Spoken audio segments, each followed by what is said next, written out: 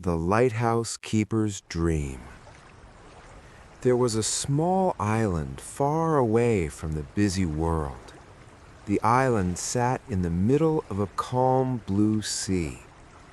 On this island, there was only one building, a tall white lighthouse. The lighthouse stood on a hill covered with soft green grass and wildflowers. In the lighthouse lived a man named Thomas. He was the lighthouse keeper. Every day, Thomas took care of the lighthouse. He cleaned the big glass windows. He polished the bright lamp at the top. He made sure the light would shine at night to help ships find their way safely.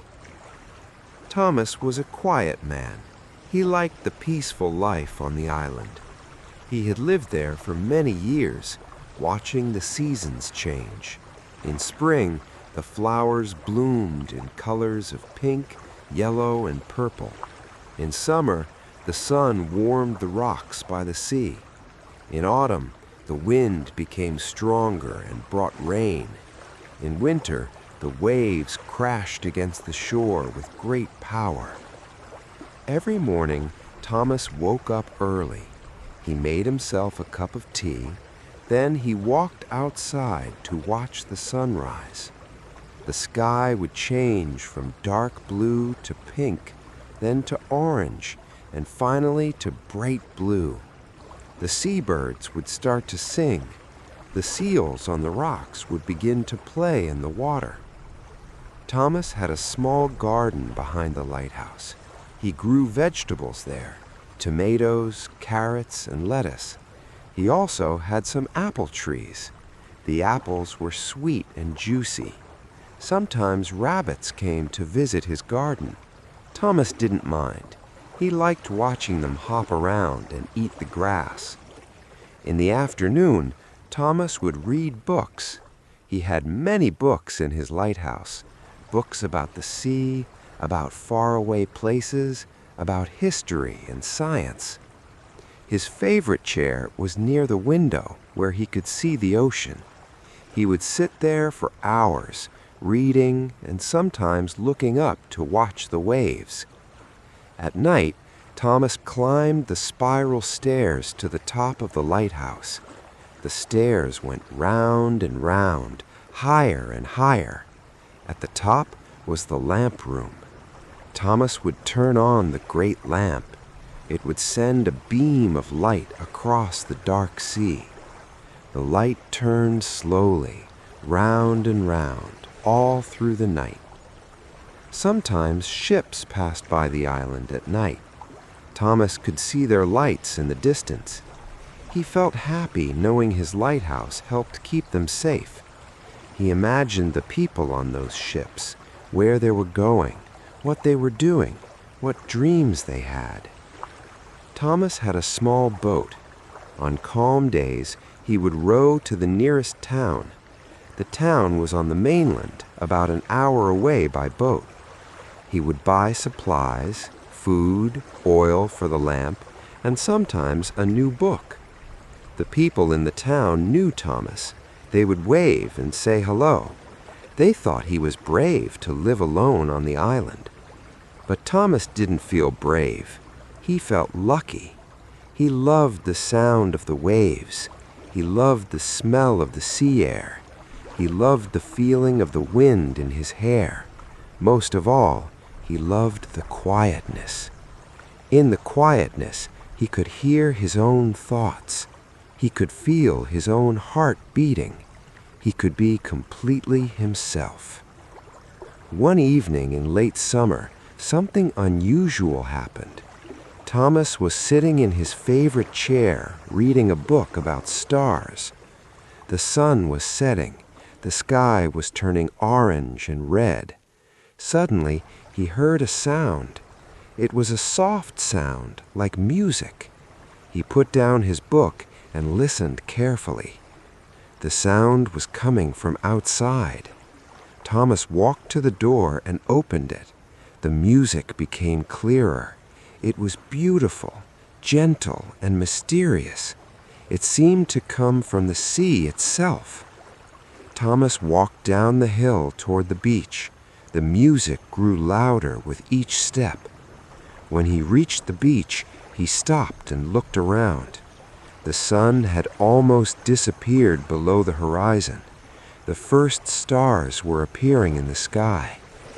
But he saw nothing unusual, just the waves rolling onto the sand, just the rocks standing dark against the fading light, just the seagulls flying home to their nests.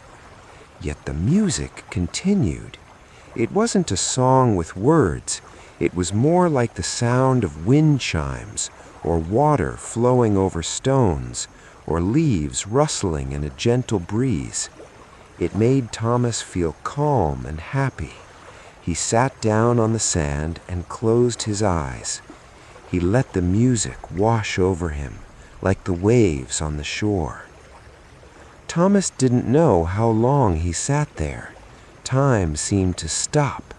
He forgot about everything, his duties, his daily routine, even his own name. He was just a part of the island, a part of the sea, a part of the music. He felt completely at peace. When he finally opened his eyes, the sky was full of stars, more stars than he had ever seen before. They seemed brighter, closer. Some of them seemed to be moving, dancing slowly across the dark sky. And still the music played, soft and sweet. Thomas stood up slowly. He felt different somehow, lighter, more awake, even though he also felt very relaxed. He looked at his hands. They seemed to glow slightly in the starlight. He looked at the sea. The waves seemed to shine with a silver light. What is happening? He wondered. But he wasn't afraid. He felt curious and excited, like a child discovering something magical for the first time. The next morning, Thomas woke up in his bed. For a moment, he wondered if the music had been a dream. But when he went outside, he noticed something strange. There was a path of flowers leading from his lighthouse down to the beach. The flowers were not there yesterday. They were small and white, and they glowed with a soft light. Thomas followed the path of flowers down to the beach. There, sitting on a large rock, was someone he had never seen before. It was a woman with long silver hair. She wore a dress that seemed to be made of moonlight. She was looking out at the sea. "Hello," said Thomas softly. He didn't want to frighten her. The woman turned and smiled at him. Her eyes were the color of the deep ocean, dark blue and green mixed together. "Hello, Thomas," she said. Her voice was like the music he had heard last night. "You know my name," said Thomas, "but I don't know yours." "My name is Luna," said the woman. "I am the guardian of this island. I have watched you for many years, Thomas. You take good care of my lighthouse." Thomas was surprised. "Your lighthouse? I thought it belonged to the shipping company." Luna laughed. It sounded like small bells ringing. "The lighthouse has stood here for hundreds of years, long before any company owned it. I was here when it was built. I will be here long after it is gone." Thomas sat down on the sand near her rock. He had so many questions. Are you real?" he asked. "I am as real as the sea and the stars. I am as real as dreams and memories. I am part of this island. The island is part of me." "The music last night, was that you?" Luna nodded. "I wanted to meet you, Thomas, but I needed to prepare you first. The music opened your heart. It helped you see beyond the ordinary world." Thomas thought about this. "Why did you want to meet me?" Luna looked at him with her ocean eyes. "Because you are special, Thomas. Not many people can hear my music. Not many people can truly see this island. You have a gift. You understand quietness. You understand beauty. You know how to be still and listen." "I'm just a lighthouse keeper," said Thomas modestly. "You are much more than that. You are a guardian, too. You protect the sailors from danger. You bring light to the darkness. You are kind to the animals and plants.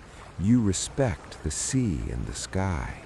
These things matter very much." They sat together in comfortable silence for a while. The morning sun rose higher. The waves continued their eternal dance on the shore. Seabirds flew overhead. Finally, Thomas asked, "Why are you showing yourself to me now, after all these years?" Luna looked sad for a moment. "Because things are changing, Thomas. The world is becoming louder and busier. People are forgetting how to be quiet. They are forgetting how to listen to the earth and the sea. They are forgetting the old magic." "What old magic?" asked Thomas. "The magic of nature. The magic of seasons and tides. The magic of growing things and living things. The magic of stars and moonlight. This magic is still here, but fewer and fewer people can see it or feel it." Thomas felt sad hearing this. "Is there anything we can do?" Luna smiled again. "Yes, you are already doing it, Thomas, by living simply, by taking care of things, by watching and listening, by being peaceful in your heart. These actions keep the magic alive." "I don't understand. How can my small life make any difference?" Luna smiled again. "Every lighthouse sends out light. Your lighthouse helps ships far across the ocean. In the same way, your peaceful heart sends out waves of calmness into the world. You may not see it, but it matters. It helps others remember what is important." Thomas felt a warm feeling in his chest. He had never thought about his life this way. Luna stood up from her rock. "I must go now, but I will return. I want to show you something special, Thomas, something that will help you understand the magic better. Will you meet me here tomorrow night when the moon is full?" "Yes," said Thomas without hesitation. "I will be here." Luna touched his shoulder gently. Her hand felt cool and warm at the same time, like water in summer. "Until tomorrow, then, take care of my lighthouse." She walked toward the water. With each step, she became more transparent, more like mist. By the time she reached the waves, she had disappeared completely. Thomas sat on the beach for a long time, thinking about everything that had happened. Thomas spent the next day in a strange state of mind. Everything seemed more vivid than usual. The colors were brighter, the sounds were clearer, the smells were stronger. It was as if Luna's visit had awakened something inside him. He did his normal duties, but with more attention than ever before. When he polished the lighthouse windows, he noticed the patterns the cloth made on the glass. When he weeded his garden, he felt the texture of each leaf and stem. When he made his lunch, he really tasted every bite. In the afternoon, a storm began to form over the ocean. Dark clouds gathered on the horizon. The wind picked up. The waves grew bigger. Thomas watched from his window. He loved storms. They showed the power of nature. As the storm came closer, the sky turned dark gray. Rain began to fall. First just a few drops, then more and more until it was pouring down. Thunder rumbled across the water. Lightning flashed, lighting up the whole sky for a moment. Thomas went outside. He stood in the rain and let it soak him completely. The water was cold but refreshing. He lifted his face to the sky and laughed. He felt alive and free. He thought about what Luna had said, about being a guardian, about keeping the magic alive. He understood better now. The magic wasn't something separate from life. It was in every moment, in every drop of rain, in every breath of wind. You just had to pay attention. You just had to really be there. After the storm passed, a rainbow appeared. It stretched from one side of the sky to the other, its colors perfect and clear. Thomas had seen many rainbows in his life, but this one seemed special. It seemed like a promise, though he didn't know what kind. Evening came slowly. The sun set in a sky full of pink and orange clouds. As darkness fell, the moon began to rise. It was full and round, huge and bright. It looked like a silver coin in the dark velvet sky. Its light made a path across the water, a shimmering road of light leading toward the horizon. Thomas ate a simple dinner, bread, cheese, and an apple from his tree. Then he put on his coat and walked down to the beach. The moon was so bright that he could see everything clearly. The white flowers that had appeared yesterday were still there, glowing even more brightly now in the moonlight. He reached the beach and sat on the same spot where he had met Luna. The sand was still slightly damp from the afternoon rain. The air smelled clean and fresh. The waves were calm again, making soft sounds as they touched the shore. Thomas waited. He looked at the moon, at the stars, at the reflection of light on the water. He listened to the waves, to the wind, to the night birds calling. He felt the cool air on his face, the sand beneath him, the beating of his own heart. Time passed. Thomas didn't feel impatient. He was content to simply be there in that beautiful moment under the full moon. He thought about his life, about all the quiet evenings like this one, about all the sunrises and sunsets he had witnessed from his island. Then, suddenly, the water near the shore began to glow. The glow spread, becoming brighter and brighter. Luna rose from the sea like a dream becoming real. Water dripped from her silver hair and her moonlight dress. She looked even more beautiful in the moon's light. "You came," she said, smiling. "Of course," said Thomas. "I promised." Luna held out her hand. "Are you ready to see something wonderful?" Thomas stood up and took her hand. It felt solid and real.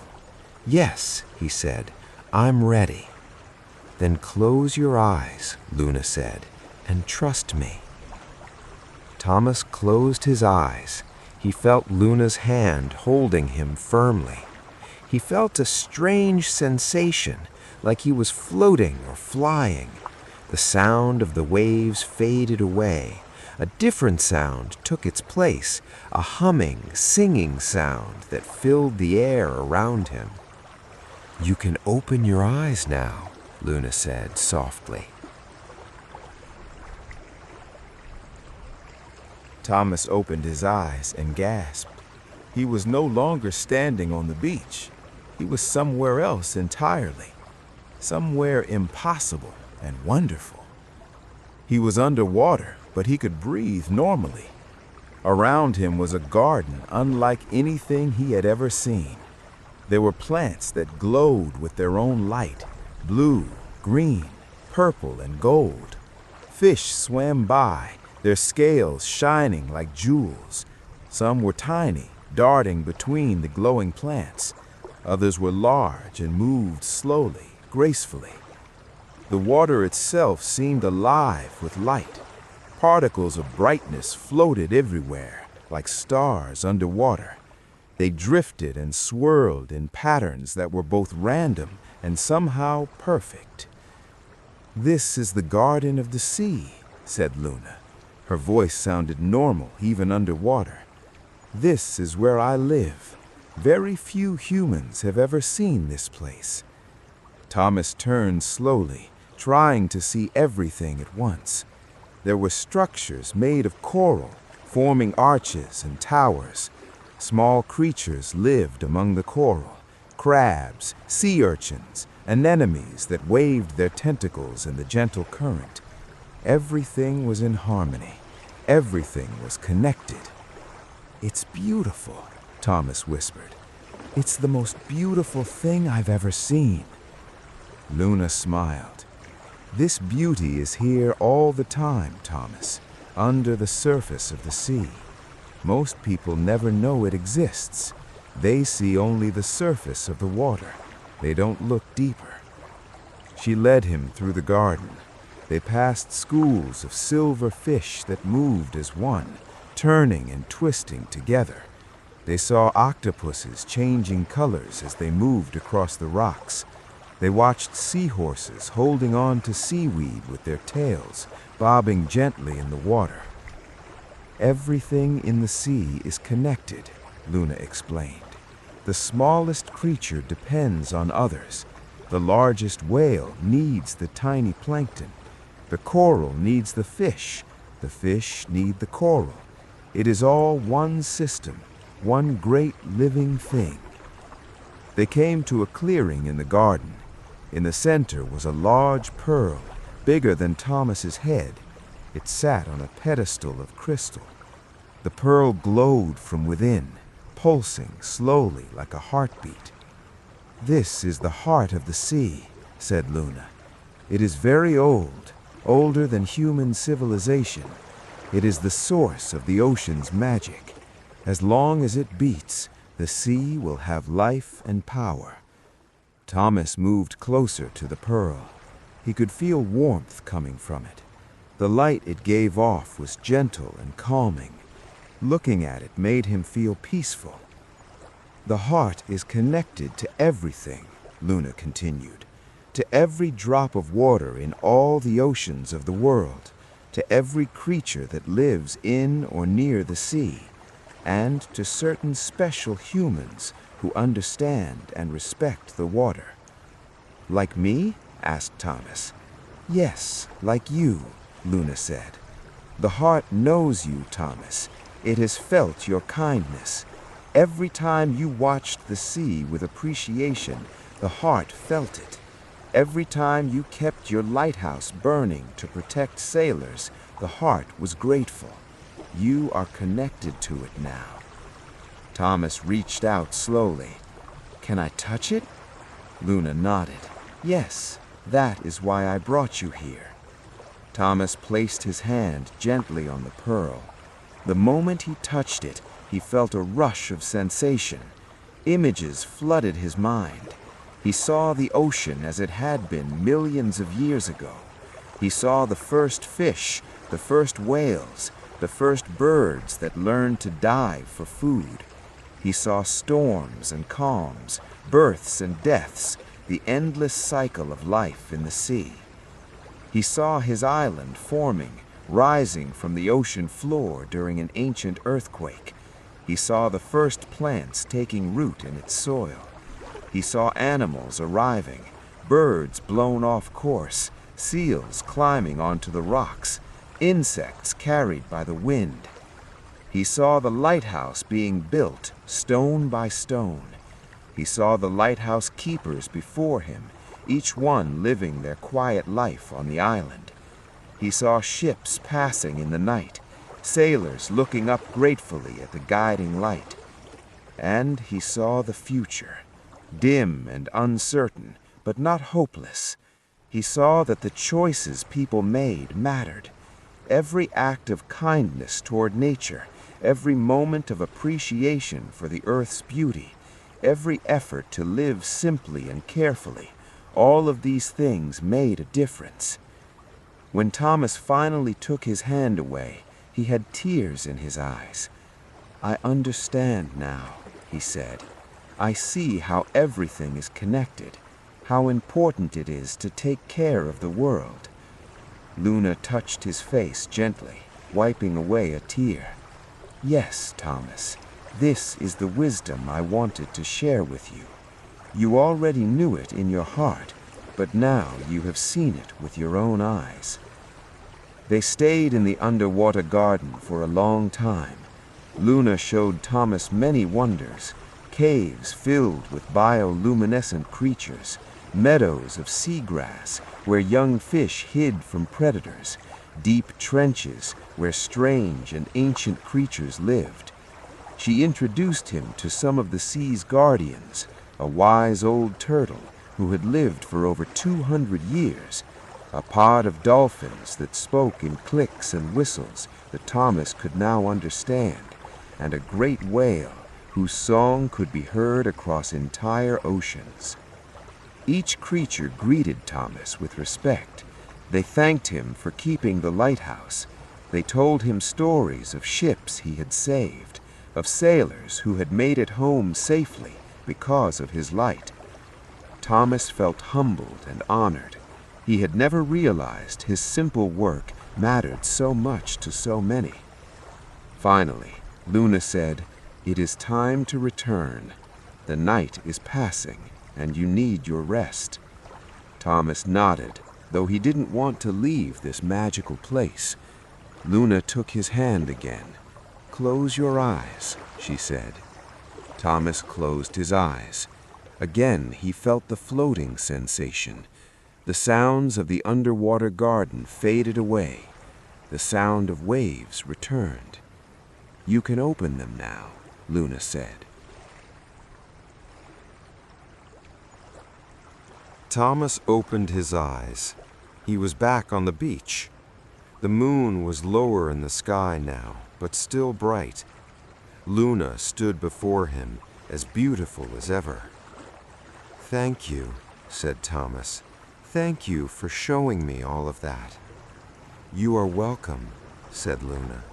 "But remember, Thomas, what you saw tonight is not separate from your normal life. The magic is always there. The connection is always real. You just have to remember it." "I will," promised Thomas. "I will never forget." Luna smiled. "I know you won't. That's why I chose to show you." She looked up at the moon. "I must go now, but we will meet again, Thomas. Whenever you need guidance, come to the beach at night. Call my name. I will hear you." "Will I see the underwater garden again?" asked Thomas. "Perhaps," said Luna. "But now you know it's there. You can imagine it. You can remember it. And in your heart, you are always connected to it." She began to walk back toward the water. This time, Thomas watched carefully. He saw how she moved, gracefully, like water itself. He saw how she slowly became transparent, then translucent, then disappeared into the waves. Thomas stood alone on the beach, but he didn't feel alone. He felt connected to everything: the sand, the sea, the sky, the stars. He felt like part of something vast and beautiful. He walked slowly back up to the lighthouse. The white flowers along the path glowed softly, lighting his way. When he reached his door, he turned and looked back at the ocean. The moon's path still stretched across the water, silver and bright. Thomas went inside and climbed the stairs to the lamp room. He checked the light. It was burning steadily, sending its beam out into the night. He stood at the window for a while, looking out over the dark water. Somewhere out there, ships were sailing. Somewhere, sailors were navigating by the stars and by his light. Somewhere, whales were singing their deep songs. Somewhere, fish were swimming through gardens of light. And he, Thomas the lighthouse keeper, was part of it all. He went to bed feeling more content than he had ever felt in his life. His dreams that night were full of light and water, of swimming and floating, of being one with the great ocean. When Thomas woke the next morning, he wondered if his adventure had been a dream. But when he went outside, the white flowers were still there, and when he looked at the sea, he could almost see the glow of the underwater garden beneath the surface. Life on the island continued as before, but Thomas was changed. He saw everything differently now. When he worked in his garden, he thought about how the plants were connected to the soil, and the soil to the rain, and the rain to the sea. Everything was part of one system. When birds landed near his lighthouse, he watched them with new appreciation. They had flown over vast distances. They had seen things he would never see. Each one had its own life, its own journey. When seals came to rest on the rocks, Thomas would sit and watch them. Sometimes he thought he could understand what they were saying to each other. They seemed happy, playing in the waves and sunning themselves on the warm stones. Thomas started keeping a journal. Every evening he would write about what he had observed that day. He wrote about the weather, the animals, the plants, but he also wrote about his feelings and thoughts. He wrote about the magic he now saw in ordinary things. One day, a boat arrived at the island. It was the supply boat from the mainland. The captain, whose name was James, brought Thomas his monthly provisions, food, lamp oil, and mail. "You look different, Thomas," said James. "Happier, maybe? More relaxed?" Thomas smiled. "I feel different. I feel like I finally understand my place in the world." James looked curious. "What do you mean?" Thomas tried to explain. He told James about watching the sunrise every morning, about noticing the details of nature, about feeling connected to everything around him. He didn't mention Luna or the underwater garden. Some things were too private, too magical to share. But James seemed to understand anyway. "I know what you mean," he said. "Sometimes when I'm out on the water, just me and the boat and the sea, I feel something like that, like everything makes sense, you know?" "Yes," said Thomas, "exactly like that." They had tea together, sitting outside the lighthouse. James told Thomas about the town, about the news and gossip. But he also talked about the sea, about the birds he had seen on his journey, about how the water looked different in different lights. When James left, Thomas felt glad. He wasn't alone in seeing the beauty of the world. Others felt it too, maybe many others. Days passed into weeks. Summer turned to autumn. The weather became cooler. The winds became stronger. Leaves from Thomas's apple trees fell and covered the ground in colors of red and gold. Thomas prepared for winter. He checked the lighthouse carefully, making sure everything was in good condition. He gathered wood for his fire. He stored extra food. He made sure he had enough oil for the lamp. One evening in late autumn, a big storm came. It was the biggest storm Thomas had seen in years. The wind howled like a wild animal. The rain came down in sheets. The waves crashed against the rocks with tremendous force. Through the storm, Thomas thought he heard Luna's voice in the wind. She seemed to be singing, her voice blending with the roar of the storm. The song was about power and change, about the wild energy of nature. Thomas felt no fear. He knew the storm was part of the natural cycle. It was necessary. It brought nutrients from the deep ocean to the surface. It cleaned the air. It tested the strength of all living things. The storm lasted all night. By morning, it had passed. The sun came out, shining on a world that looked washed clean. Everything sparkled. The air smelled fresh and pure. Thomas went outside to check for damage. Some branches had fallen from Thomas's apple trees. Some flowers had been blown away. But the lighthouse stood strong, as it always had, as it always would. On the beach, Thomas found many treasures that the storm had washed up. There were shells of all shapes and sizes. There were pieces of colored glass smoothed by the sea. There was driftwood in strange and beautiful shapes. Thomas collected some of these treasures and brought them back to the lighthouse. He arranged them on his windowsill where he could look at them. Each one reminded him of the sea's power and beauty. That night, when he lit the lamp, Thomas thought about all the storms the lighthouse had weathered, all the nights it had shone its light into darkness, all the lives it had saved over the years. He felt proud to be part of that tradition. He felt honored to be a keeper of the light.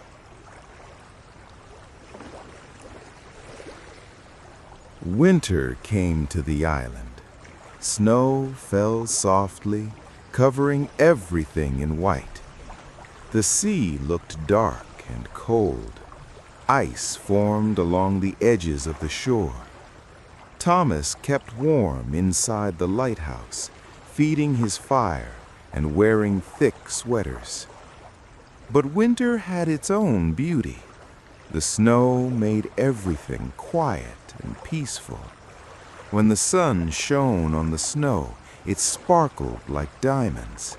At night, the stars seemed brighter against the dark winter sky.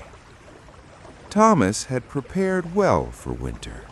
His storage room was full of firewood, carefully stacked and dried. He had jars of preserved vegetables from his garden. He had dried apples and herbs. He had enough lamp oil to last through the darkest months. These preparations gave him a sense of security and comfort. The winter mornings were special. Thomas would wake while it was still dark. He would light a candle and sit by the window, watching for the first signs of dawn. The sunrise came late in winter, but it was worth waiting for. The sun would appear on the horizon, turning the snow-covered island pink and gold. The icicles hanging from the lighthouse roof would catch the light and sparkle like crystals. After sunrise, Thomas would make his breakfast: porridge with dried fruit and honey, hot tea that warmed him from the inside.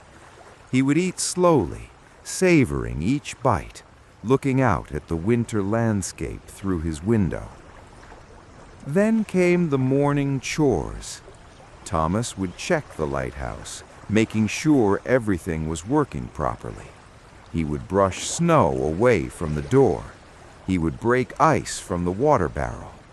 He would feed the birds who stayed on the island through winter, hardy seabirds and some small songbirds who found shelter in the rocks. Thomas had made bird feeders and placed them around the lighthouse. He filled them with seeds and suet. The birds would come, fluffing their feathers against the cold, pecking at the food gratefully. Thomas learned to recognize individual birds. There was a particular seagull with a bent wing who came every day. There was a small brown bird with a bright eye who seemed especially bold. In the afternoons, Thomas would read or write. His little living room was cozy. The fire crackled and glowed. His chair was comfortable. His books surrounded him like old friends. Sometimes he would read for hours, lost in stories of adventure or learning about science and history. But he also spent time simply thinking. Winter was a good time for reflection. The long, quiet evenings invited deep thought. Thomas would think about his life, about the choices he had made, about what truly mattered. He felt grateful for his simple existence. He felt rich in the ways that counted. On stormy days, winter showed its power. The wind would howl around the lighthouse like a living thing. Snow would fall so thickly that Thomas couldn't see more than a few feet. Waves would crash against the rocks with tremendous force, sending spray high into the air. The spray would freeze, creating strange ice sculptures on the rocks. During these storms, Thomas felt the importance of his work even more strongly. Ships at sea needed his light desperately. He would check the lamp every hour, making sure it burned bright and steady. He would climb the spiral stairs over and over, never complaining, knowing that lives might depend on his diligence. Between storms, there were days of perfect stillness. The sea would be calm, almost frozen in appearance. The air would be crystal clear. On these days, Thomas could see the mainland clearly, even though it was far away. He could see the mountains behind the town, their peaks white with snow. On one particularly clear day, Thomas decided to take a walk around the entire island. He put on his warmest clothes and set out. The snow crunched under his boots. His breath made white clouds in the cold air. The sun was bright, but gave little warmth. Walking around the island took several hours. Thomas moved slowly, looking at everything. He saw where the rabbits had made paths through the snow. He saw where a fox had been hunting, its tracks clear in the white surface. He saw trees bent under the weight of snow, their branches creating beautiful patterns against the blue sky. On the north side of the island, where the wind was strongest, the snow had drifted into high banks. Some drifts were taller than Thomas. The wind had sculpted them into smooth, flowing shapes. They looked like frozen waves. Thomas stood and admired them, thinking about how nature was an artist, creating beauty everywhere. He came to a cliff where he could look down at the sea below. The water was dark blue, almost black. Ice floated on the surface in places. Seals were resting on the ice floes. Thomas counted them, 7 adults and 3 pups. The pups were playing, sliding off the ice into the water, climbing back up, sliding off again. Even in winter, even in the cold, there was joy. Thomas continued his walk. He went to the valley where the wildflowers grew in spring. Now it was filled with snow, completely transformed. But Thomas could imagine the flowers sleeping under the white blanket, waiting for warmth, storing energy in their roots. He felt respect for their patience. He walked to the highest point of the island, a rocky outcrop where he could see in all directions. To the east, the mainland with its towns and roads. To the west, south, and north, nothing but ocean stretching to the horizon. Thomas stood there, feeling very small and very large at the same time. Small in the vastness of the world, but large in his consciousness, his ability to see and appreciate all this beauty. As he walked back toward the lighthouse, the sun was getting low. The snow turned pink, then orange, then purple in the fading light. The lighthouse lamp came on automatically, its beam beginning its nightly rotation. Thomas felt a surge of affection for the lighthouse. It was more than a building. It was his companion, his purpose, his home. That evening, as he sat by his fire, Thomas felt deeply content. The winter walk had renewed his appreciation for the island. He realized that he knew every rock, every tree, every corner of this small piece of land. It was his to care for, and he took that responsibility seriously. He thought about Luna and wondered when she would visit next. He missed her wisdom and her presence. But he also understood that her teachings had been internalized. He carried them with him always. He could hear her voice in his memories, reminding him to pay attention, to live simply, to love the earth. One cold December night, Thomas was sitting by his fire, reading a book. Suddenly, he heard a tapping at his window. He looked up and saw something surprising. Snowflakes were forming patterns on the glass. But these weren't random patterns, they were spelling out words. Come to the beach. Thomas put on his warmest coat, his hat, and his gloves. He wrapped a scarf around his neck and went outside. The snow crunched under his boots. His breath made white clouds in the air. When he reached the beach, he saw Luna waiting for him, but she looked different. Instead of her silver moon dress, she wore a cloak that seemed to be made of snow and ice. Her silver hair had white streaks in it. She looked like winter itself. "Hello, Thomas," she said.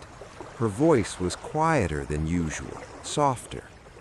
"Luna," said Thomas, "I'm so glad to see you. I've been thinking about you."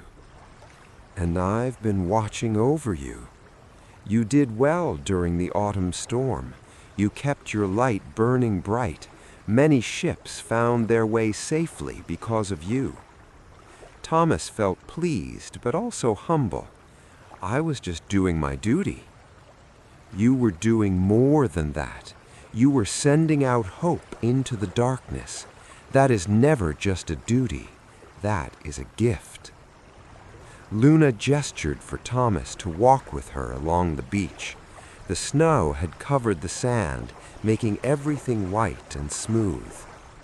Each season has its own lesson. Spring teaches about new beginnings. Summer teaches about growth and abundance. Autumn teaches about change and letting go. Do you know what winter teaches? Thomas thought about it. Rest, he suggested?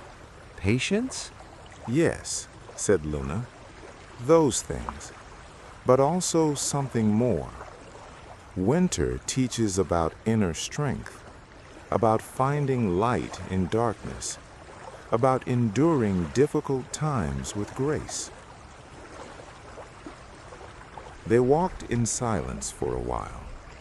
The only sounds were the crunching of snow under their feet and the gentle lapping of waves. "Look at the trees," said Luna, pointing to Thomas's apple trees. They stood bare, their branches dark against the white snow. They look dead, don't they? But they're not. Inside them, life is waiting. They are resting, gathering strength for spring. This is wisdom, Thomas, to know when to rest to know when to wait. I understand, said Thomas. Like how the earth sleeps under the snow. Exactly, said Luna. And like how you must sometimes be still and quiet, gathering your own strength. The busy world thinks that doing nothing is wasting time, but rest is not wasting time. Rest is necessary. Silence is necessary. Darkness is necessary. These things allow for renewal.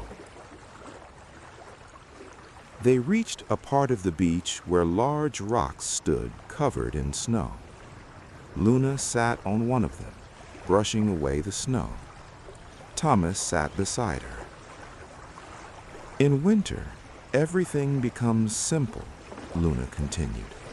The unnecessary things fall away. Only what is essential remains. This is another lesson, to know what is truly important in life. What is truly important?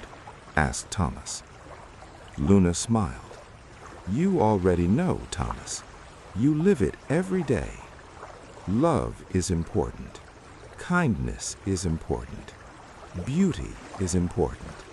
Taking care of things is important. Being present in each moment is important. These are the essential things.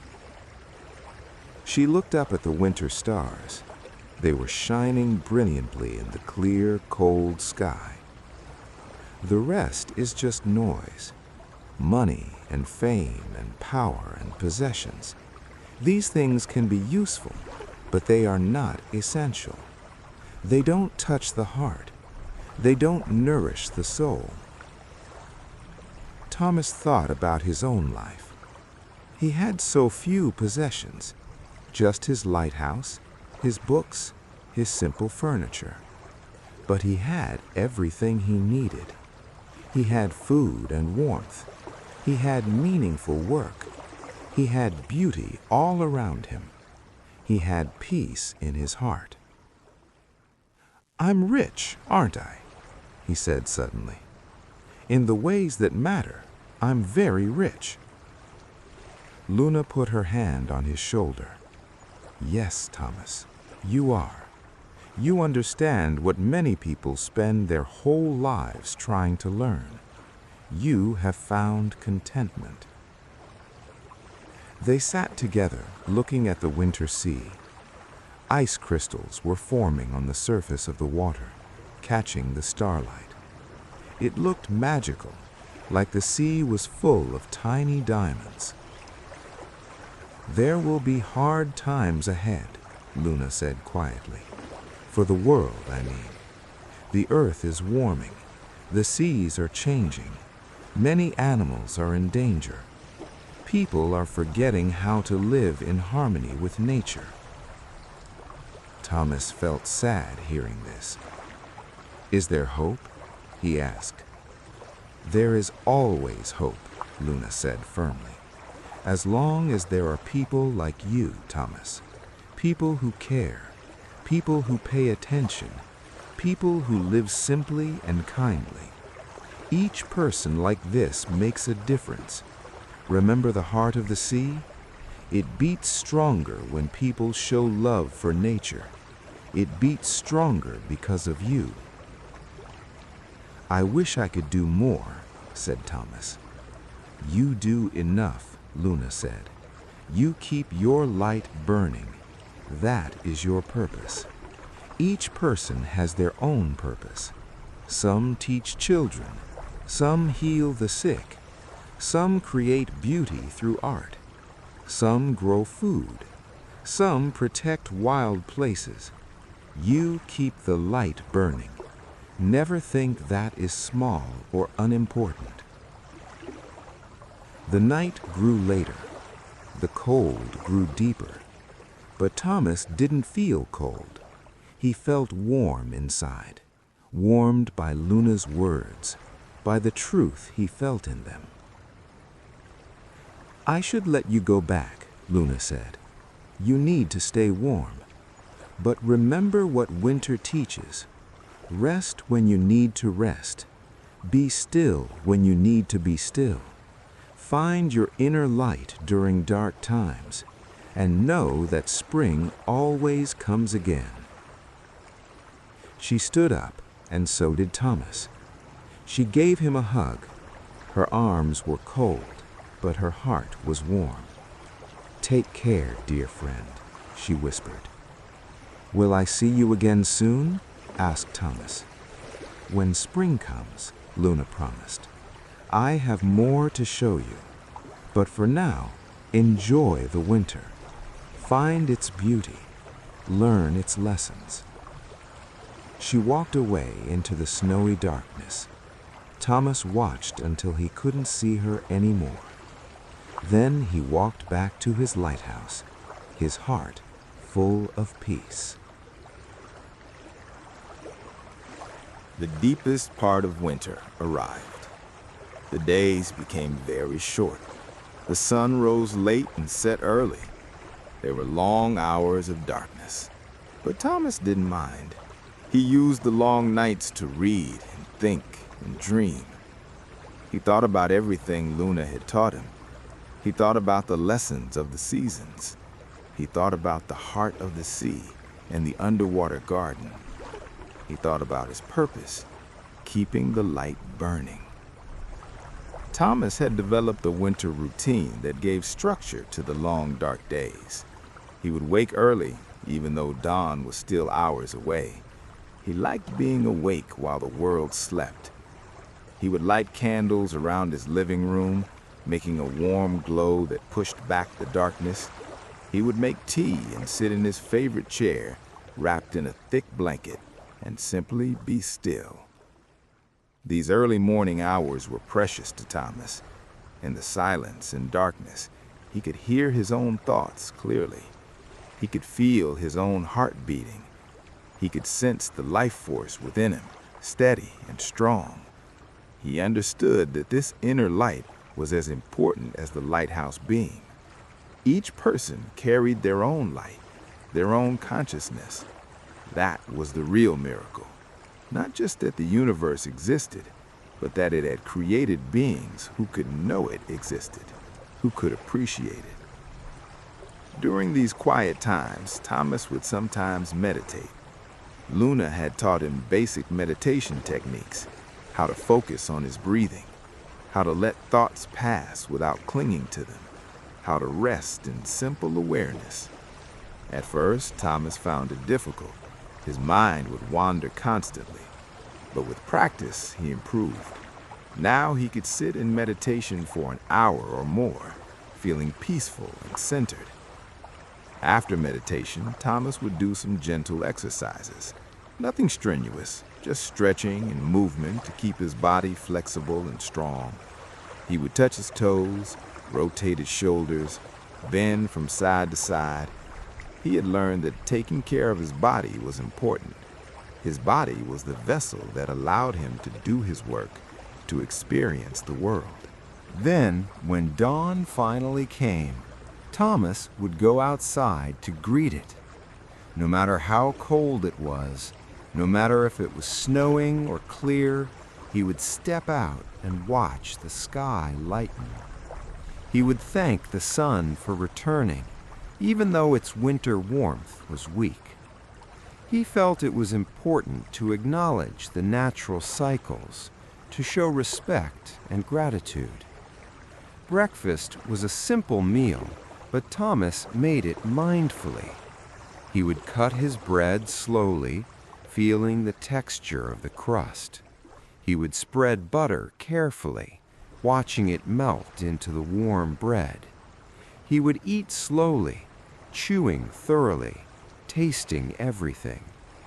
Luna had taught him that how you do anything is how you do everything.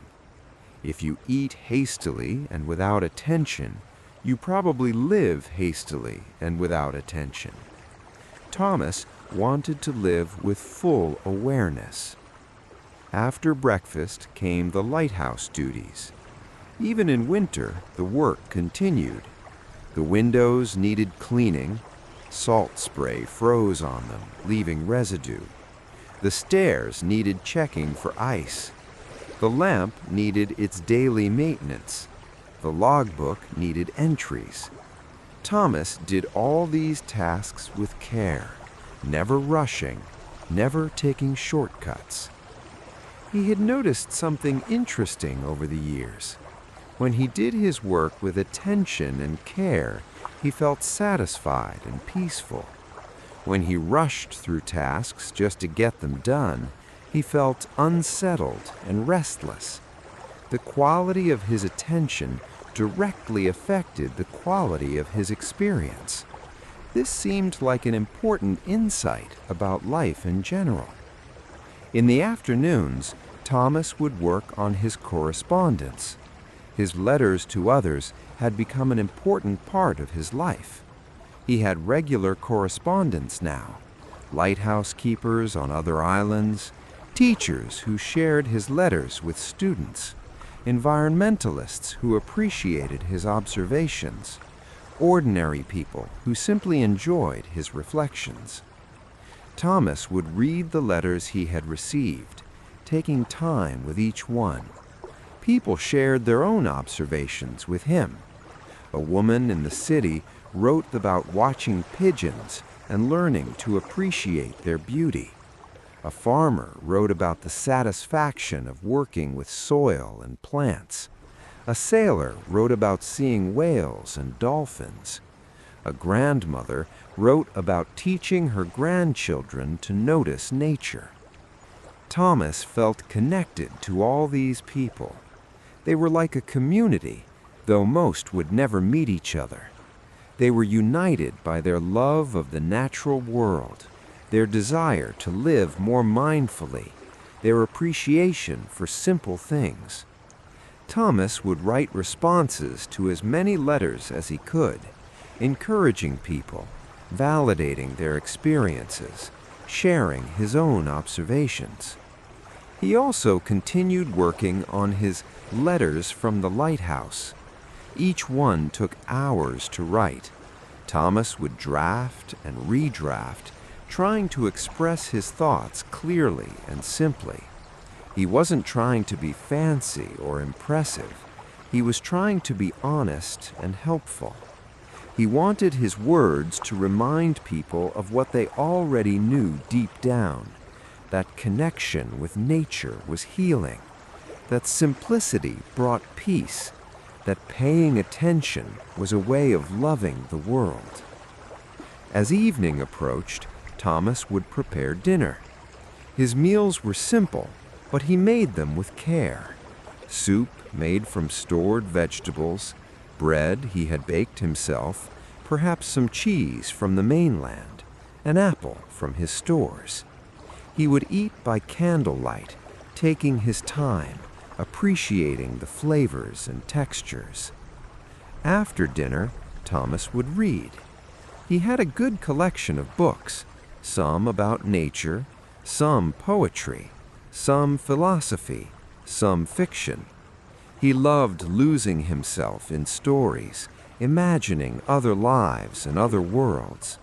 But he also loved books that made him think, that challenged his assumptions, that expanded his understanding. One book that he returned to often was written by a philosopher who lived simply in the woods. The philosopher wrote about the importance of nature, about living deliberately, about not wasting life on things that didn't matter. Thomas felt a kinship with this long-dead writer. They understood each other across time and space. Sometimes, instead of reading, Thomas would write in his journal. He had been keeping journals for decades now, shelf after shelf of notebooks, each one filled with his observations and thoughts. Sometimes he would take down an old journal and read what he had written years ago. It was interesting to see how his understanding had deepened over time. He had always loved nature, but now he saw the connections more clearly.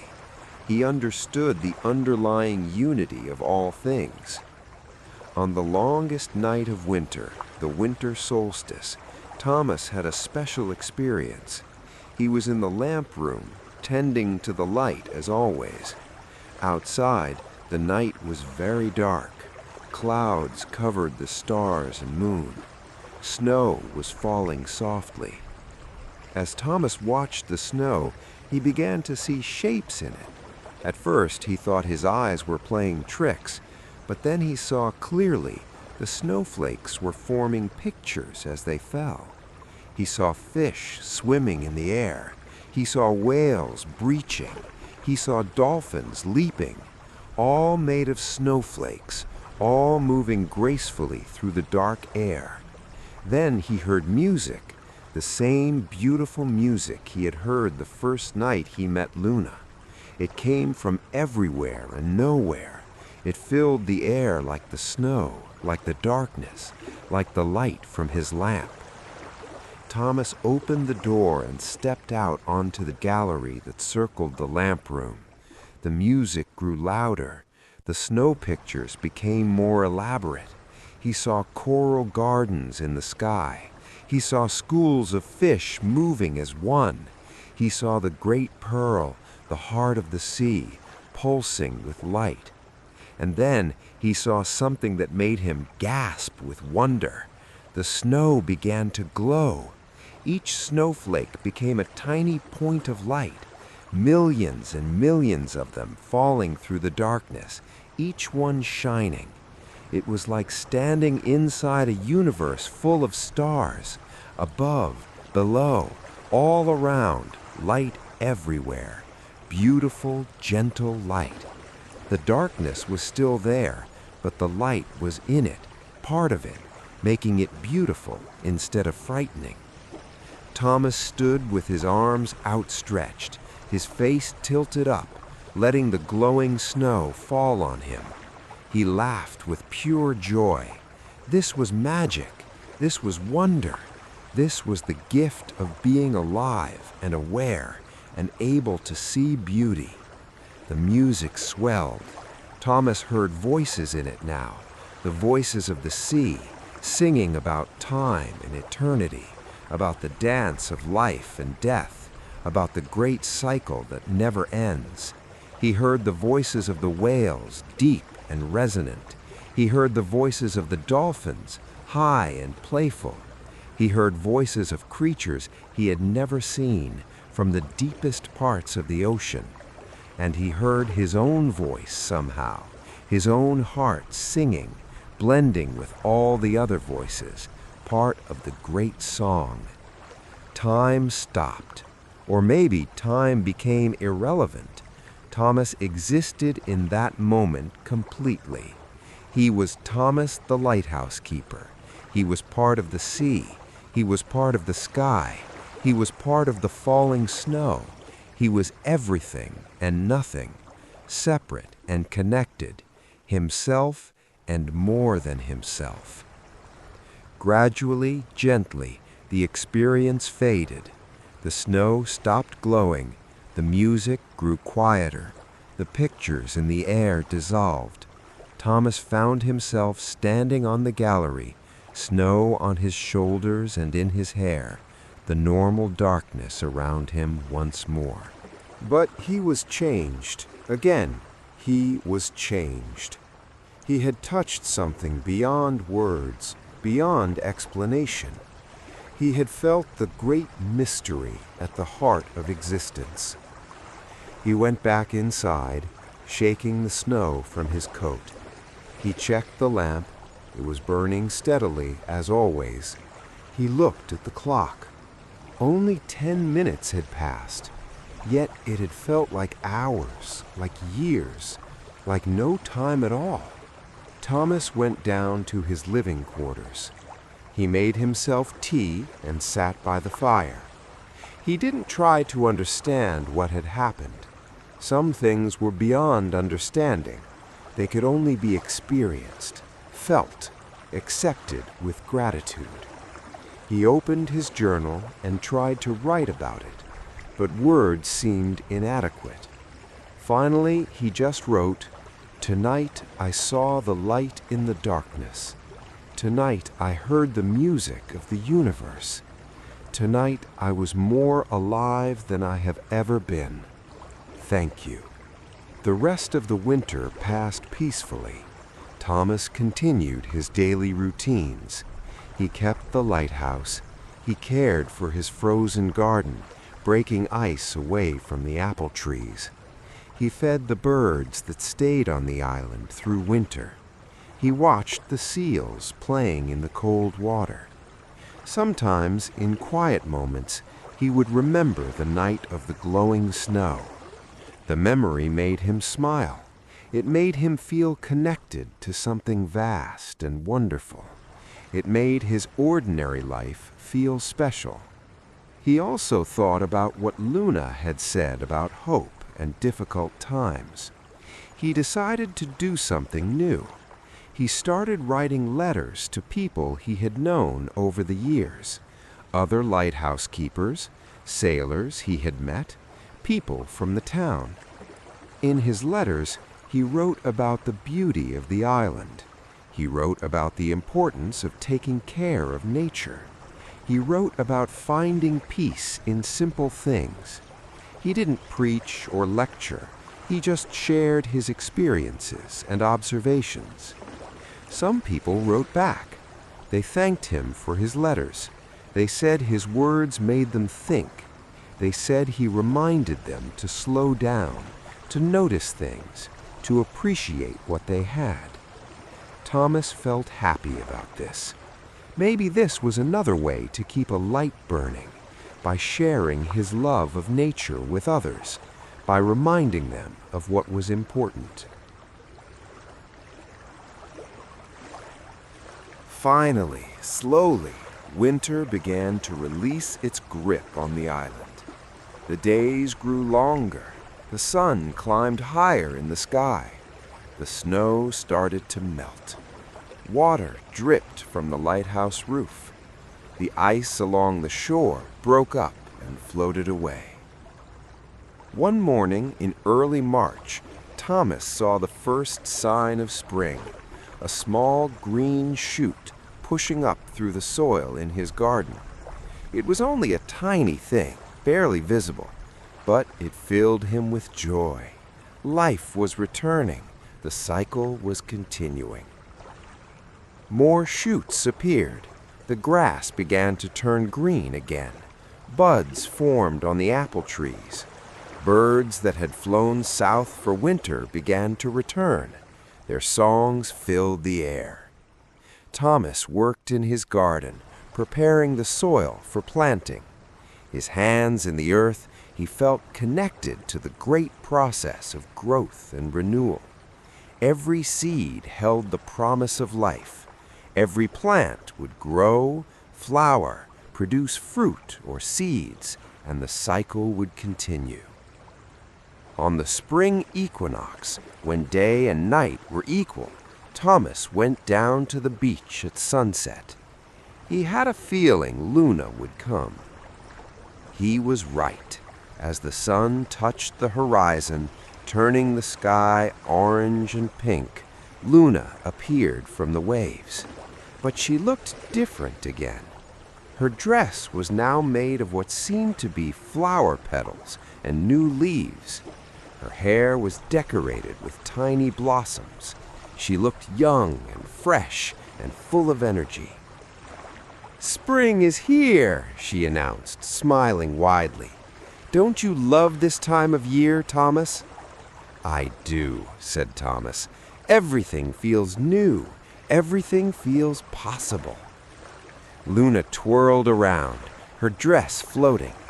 "Spring is about hope, Thomas, about new beginnings, about potential. Everything that will happen this year is starting now. Every flower, every bird's nest, every new life, it all starts in spring." She took his hand. "Come, I want to show you something on your island, something you may not have noticed." Luna led Thomas away from the beach, inland. They walked through areas of the island Thomas didn't usually visit. The island was small, but there were parts he had left wild, untouched. They came to a small valley between two hills. Thomas had been here before, but never paid much attention to it. Now, with Luna guiding him, he looked more carefully. The valley was full of wildflowers, more flowers than he had ever seen in one place. There were bluebells and primroses and violets and many others he couldn't name. They carpeted the ground in a tapestry of colors: blue, yellow, purple, white, pink. "Oh," breathed Thomas, "it's beautiful." "This valley is special," Luna said. "It's a thin place." "A thin place?" asked Thomas. "A place where the boundary between the ordinary world and the magical world is thin. In places like this, it's easier to feel the presence of nature spirits. It's easier to sense the deeper reality behind everyday life." They sat down among the flowers. The air was filled with their sweet scent. Bees buzzed from flower to flower, collecting nectar. Butterflies danced on the breeze. "Every place has its own spirit," Luna said. "Some people call them genius loci, the spirit of a place. Your lighthouse has a spirit. This valley has a spirit. The beach has a spirit. Even your garden has one." "Are you the spirit of the island?" asked Thomas. Luna thought about this. "Yes, I am connected to the island and to the sea around it, but I'm also more than that. I'm part of something larger, the spirit of all oceans, all waters. But yes, this island is special to me. It's one of my homes." A rabbit hopped near them, not afraid. It sat up and looked at them with bright eyes, nose twitching. Luna spoke to it in a language Thomas didn't know, a language of chirps and soft sounds. The rabbit seemed to understand. It hopped even closer. "All animals can communicate," said Luna. "Not with words like humans use, but with sounds and body language and something deeper, with feelings and intentions. You can learn this language if you pay attention." She showed Thomas how to be still and quiet, how to project feelings of friendliness and peace. The rabbit came close enough for Thomas to touch.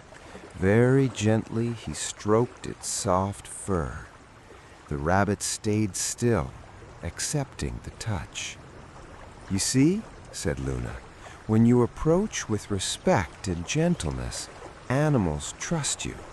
They know you mean no harm." More animals appeared, birds landing nearby, a fox watching from the edge of the valley, even some mice peeking from between the flowers. It was like a gathering, like all the animals of the island had come to meet with Luna and Thomas. Luna spoke to each of them. Thomas couldn't understand the words, but he could feel the meaning. Luna was thanking them for living on the island, for being part of its ecosystem. She was asking them to help her teach Thomas about nature's ways. The animals seemed to agree.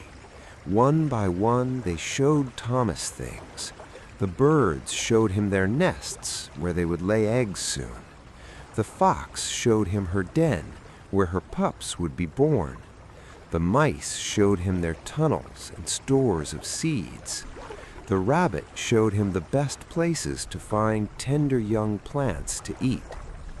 Thomas felt honored. These animals were sharing their world with him. They were trusting him with their secrets. As the sun began to set, the animals left, one by one, returning to their homes. Luna and Thomas sat alone among the flowers as twilight fell. "Remember this feeling," said Luna, "this feeling of connection with the animals, with the land, with life itself. This is what it means to be truly alive. This is what most people have forgotten. I'll remember, promised Thomas. How could I forget? The world will try to make you forget, Luna warned. It will tell you that animals are just animals, that plants are just plants, that the earth is just rock and water. It will try to make you see everything as separate, as resources to be used. You must resist that way of thinking. I will, said Thomas. You've shown me the truth. I can't unsee it. Luna smiled. Good, because I have a task for you, Thomas, something important. Thomas listened carefully. I want you to be a teacher, said Luna. I want you to share what you know with others. Write more letters. When people visit your island, tell them what you've learned. Help them see what you see. Help them remember what they've forgotten. But I'm not wise, protested Thomas. I'm just a lighthouse keeper. You are wise in the ways that matter. You understand simplicity. You understand patience. You understand love for nature. These are the things people need to learn. Will you do this? Thomas thought about the responsibility Luna was giving him. It felt big, maybe too big. But he remembered the letters he had written over winter, the responses he had received. Maybe he could help. Maybe his simple words could make a difference. I'll try, he said. I'll do my best. Luna hugged him. That's all anyone can do, their best. Thank you, Thomas. Spring turned to summer. Thomas's garden grew lush and green. The vegetables thrived in the warm sunshine. The apple trees were covered in white blossoms that later turned into small green apples. Thomas kept his promise to Luna. He wrote more letters. He also started keeping a more detailed journal, not just notes about the weather and his observations, but thoughts about life, about nature, about what he was learning. One day, he had an idea. He could share his journal with others. Not all of it, some parts were too private, but he could select certain entries and make copies to send to people. He called these selections Letters from the Lighthouse. In them, he wrote about the changing seasons, about the animals he observed, about the beauty of sunrises and storms. He wrote about the importance of quiet, of patience, of living simply. He wrote about finding joy in small things. He sent these letters to people on his mailing list, lighthouse keepers, sailors, some people from the town, friends from his past. The letters were passed around. People shared them with others. Slowly, Thomas's words reached more and more people. Some wrote back with their own observations of nature. A farmer wrote about watching his crops grow and feeling connected to the earth. A teacher wrote about taking her students outside more often to learn. A sailor wrote about seeing dolphins and feeling blessed. Thomas realized that many people did see and appreciate nature. They just needed reminding sometimes. They needed to know that their appreciation mattered, that they weren't alone in caring. Summer days were long and beautiful. Thomas would wake early and watch the sunrise. He would work in his garden in the morning.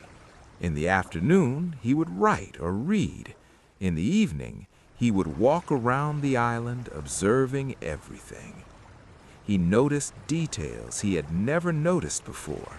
The way spiders spun their webs in perfect spirals, the way ants worked together to carry food, the way the tide pools filled with life when the sea came in, the way clouds formed patterns in the sky. Everything was interesting. Everything was connected to everything else. The more he looked, the more he saw. One warm July evening, Thomas was sitting outside watching the sunset. The sky was spectacular, layers of orange, pink, and purple. The sea reflected the colors, doubling the beauty.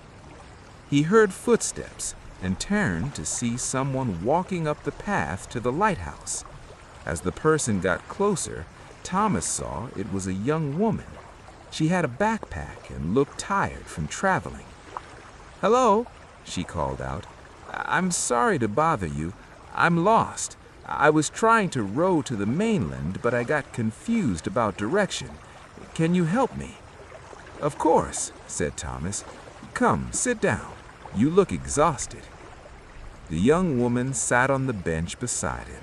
She took a water bottle from her backpack and drank deeply. "I'm Sarah. I'm a student. I was visiting the islands for my research and I got turned around." "I'm Thomas. The mainland is that way," he said, pointing, "but it's getting dark now. You should stay here tonight and go in the morning. It's safer." Sarah looked relieved. "Thank you. That's very kind." Thomas made her dinner, vegetable soup from his garden and fresh bread. They ate outside, watching the stars come out. Sarah told Thomas about her research. She was studying how human activity affected marine life. "It's not good," she said sadly. "Overfishing, pollution, climate change, the oceans are suffering. Sometimes I feel hopeless about it." Thomas understood her feeling, but he remembered what Luna had taught him. "There is always hope," he said. "As long as people care, as long as people are working to help, there is hope."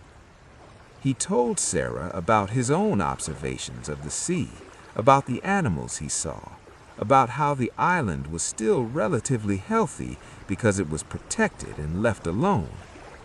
"Places like this are so important," Sarah said. "They show us how things should be. They give us something to work toward." They talked long into the night. Thomas shared some of the wisdom Luna had taught him, though he didn't mention Luna by name. He just said he had learned from watching and thinking. Sarah was fascinated. "You should write a book," she said. "Really, people need to hear what you're saying. Your perspective is valuable." "I'm not sure about a book, but I do write letters. I share what I observe with people who are interested." "Could I receive these letters?" asked Sarah eagerly. "I would love to read them." "Of course," said Thomas. Sarah stayed in Thomas's small guest room that night. In the morning, after breakfast, Thomas gave her directions to the mainland. He also gave her copies of some of his letters from the lighthouses. "Thank you for everything, for the food and shelter, but also for the conversation. You've given me hope again. You've reminded me why I'm doing this work." She rowed away in her boat. Thomas watched until she was just a small speck on the horizon. He felt happy. This was what Luna had asked him to do: to share, to teach, to help people remember. Summer faded into autumn.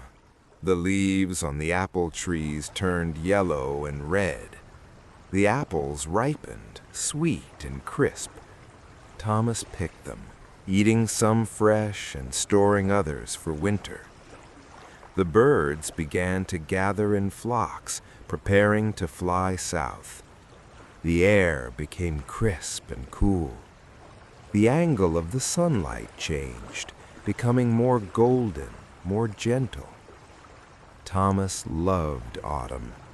There was a bitter sweetness to it, the beauty of the changing colors, but also the knowledge that winter was coming. It was a time of harvest, but also a time of letting go. One October evening, as Thomas was lighting the lamp, he saw something unusual. A flock of birds was flying in a strange pattern. Instead of their usual V formation, they were swirling and dancing in the sky, creating shapes and patterns. Thomas watched in amazement. The birds seemed to be putting on a show just for him. They formed spirals and waves, circles and lines. It was like a ballet in the sky. As he watched, Luna appeared beside him. He hadn't heard her come up the stairs, but there she was, wearing a dress the colors of autumn leaves, red, orange, yellow, and brown. "Beautiful, isn't it?" she said, looking at the birds. "Incredible," said Thomas. "Why are they doing that?" "They're celebrating," said Luna. "Celebrating life, celebrating their journey south, celebrating the joy of flying together. Even animals know how to appreciate beauty, Thomas. It's not just humans." They watched until the birds flew away, disappearing into the twilight. "Autumn has arrived," said Luna. "Do you know what autumn teacheth?" Thomas thought about it. "Change?" he suggested. "Letting go?" "Yes," said Luna, "but also acceptance. Accepting that nothing stays the same. Accepting that loss is part of life. The trees lose their leaves, but they don't resist. They let go gracefully. That is wisdom." She led Thomas down from the lamp room to the ground outside. They walked through the garden. Most of the plants had finished producing. Some had died back completely, their energy returning to the soil. "Look at this," said Luna, kneeling beside a plant that had dried up. This plant fulfilled its purpose. It grew, it flowered, it made seeds. Now it's giving its body back to the earth, providing nutrients for next year's plants. It is part of the cycle.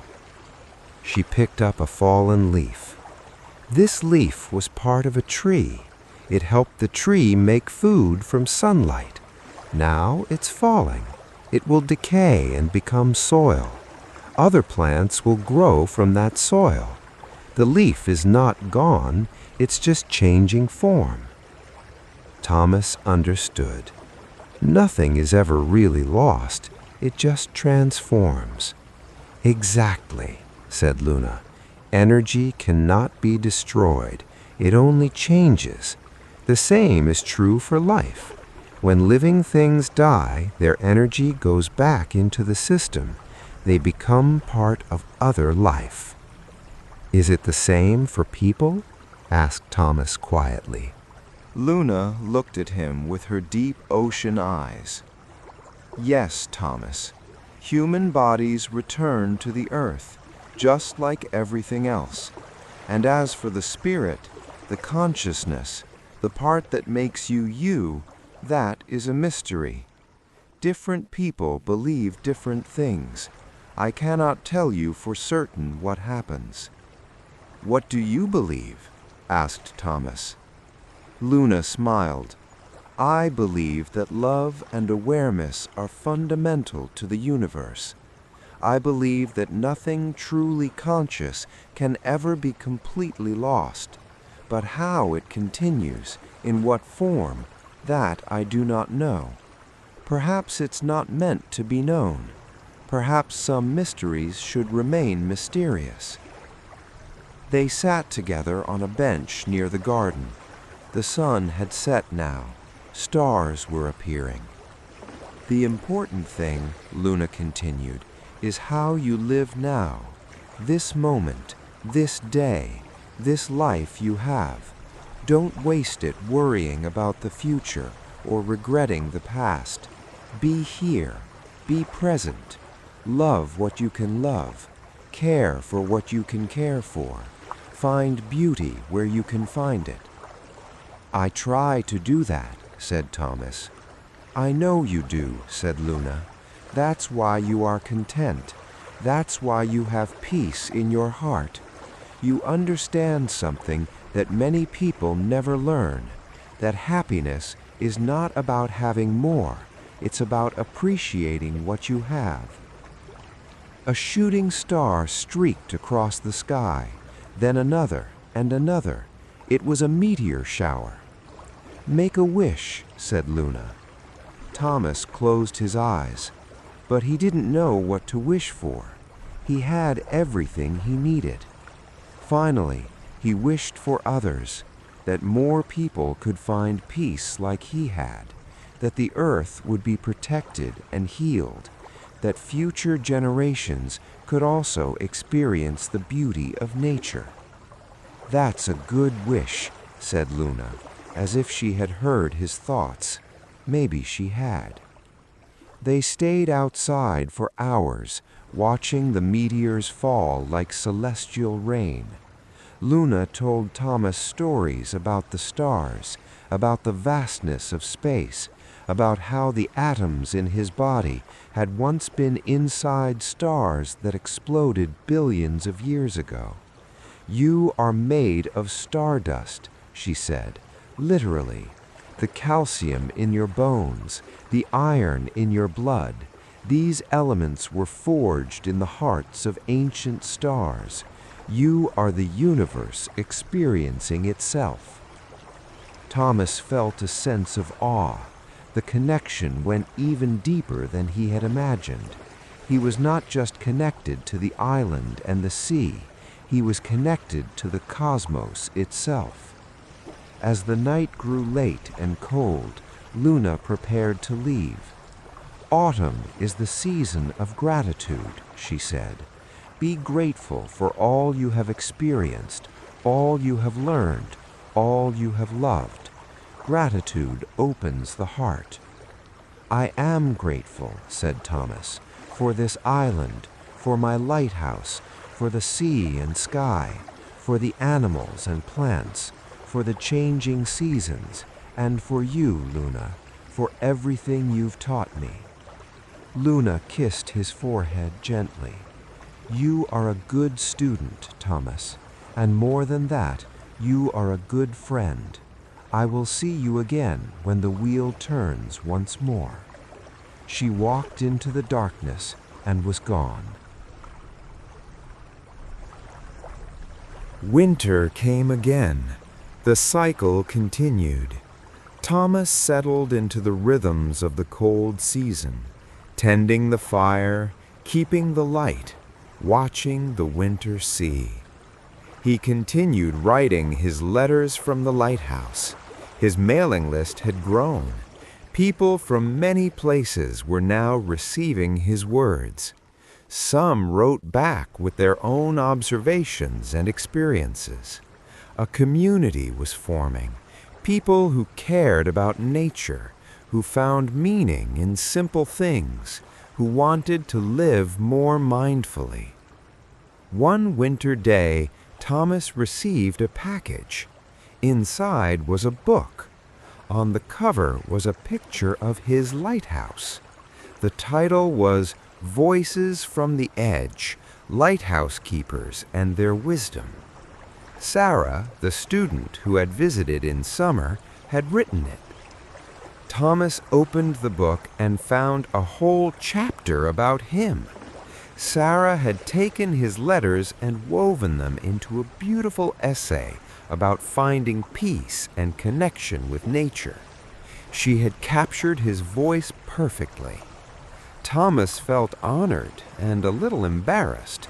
He hadn't thought his simple observations were worthy of being in a book. But as he read, he realized that simplicity was exactly the point. People were hungry for simple truths, for authentic experiences, for voices that weren't trying to sell them anything or impress them. The book became popular. More people wanted to receive Thomas's letters. Reporters wanted to interview him. But Thomas remained cautious. He didn't want his quiet island to become a tourist attraction. He didn't want his message to be distorted or commercialized. He carefully chose who to communicate with. He sent his letters only to people who truly seemed to care, who understood what he was trying to say. He declined most interview requests. He wanted to remain true to his simple life. Spring came once more. Thomas was now in his 60th year. He had been the lighthouse keeper for over 30 years. He felt the rhythm of the seasons in his bones, in his heart. On the spring equinox, he went down to the beach as had become his custom. Luna appeared, as young and fresh as ever, wearing her dress of flower petals. "A whole year has passed," she said, smiling. "You have learned the lessons of all 4 seasons. You have grown in wisdom, and you have shared that wisdom with others. I am proud of you, Thomas." "I couldn't have done it without you," said Thomas. "You opened my eyes. You showed me the deeper reality." "I only showed you what was already there," said Luna. "You had the capacity to see all along. You just needed a little help to remember." They walked together along the beach. The white flowers were blooming again, glowing softly even in daylight. "What happens now?" asked Thomas. "Are there more lessons?" Luna shook her head. "No more formal lessons. You have learned what you need to know. Now you simply live it. You continue doing what you're doing, keeping the light, caring for the island, sharing your insights with others. That is enough. That is everything." "Will I still see you?" asked Thomas, feeling a pang of sadness. "Of course," said Luna. "I am always here, Thomas. Even when you don't see me, I am present. In the waves, in the wind, in the moonlight on the water. Any time you call for me, I will hear. Any time you need guidance, I will help." She took his hand. "Come, I want to take you to the underwater garden one more time." Thomas closed his eyes. He felt the familiar floating sensation. When he opened them, he was once again in the magical garden beneath the sea. But it looked different now, more vibrant, more alive. Or maybe Thomas was seeing it with new eyes. He could see the connections now, how the coral supported the fish, how the fish fed the anemones, how the anemones cleaned the water for the coral. Everything working together in perfect harmony. Luna led him to the heart of the sea. The great pearl was pulsing with light, strong and steady. "Place your hand on it again," said Luna. Thomas touched the pearl. This time, instead of visions of the past and future, he felt something else. He felt love. Pure, unconditional love, the love that the universe has for all its creatures, the love that life has for itself, the love that connects all things. Tears ran down Thomas's face, not tears of sadness, but tears of joy, of recognition, of coming home to a truth he had always known but forgotten. "This is what it's all about," said Luna softly. "Love. Everything else is details. The only thing that really matters is love. Love for life, love for nature, love for others, love for yourself. When you live from love, everything else falls into place." Thomas nodded, unable to speak. He understood completely. They stayed in the garden for a timeless time. Thomas swam with the dolphins, spoke with the wise old turtle, listened to the whale song. He felt completely at peace, completely at home. Finally, Luna said, "It's time to return. But remember, Thomas, this place is always here. You can visit it any time in your meditation, in your dreams, in your quiet moments. You are always connected to it." They returned to the beach. The sun was setting, painting the sky in brilliant colors. Thomas felt different, lighter, more himself than he had ever been. "Thank you, Luna," he said, "for everything, for the lessons, the visions, the wisdom, for helping me see the magic in the world." Luna smiled. "You're welcome, Thomas, but you must know, you helped me too. You reminded me why I do what I do.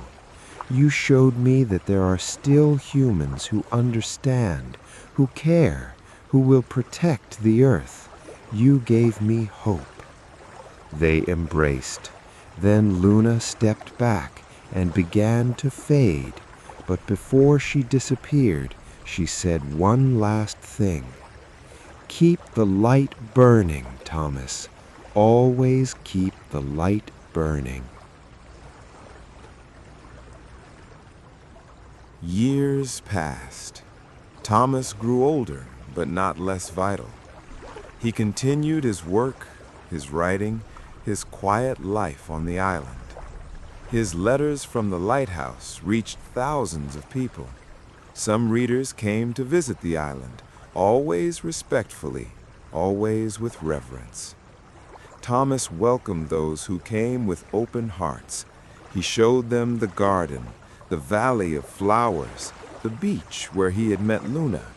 He shared his observations and his wisdom, and he sent them away changed, carrying a little of the island's peace with them. He trained a young person to take over as lighthouse keeper when he could no longer do it. He taught them not just the practical skills, but the deeper lessons, to pay attention, to care, to keep the light burning in all its meanings.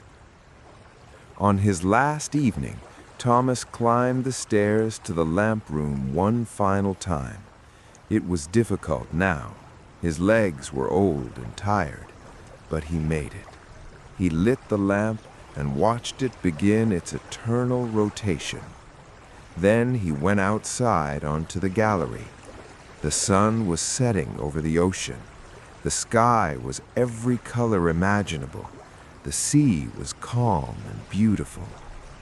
Thomas heard Luna's voice in the wind. "Well done, good and faithful keeper. Well done."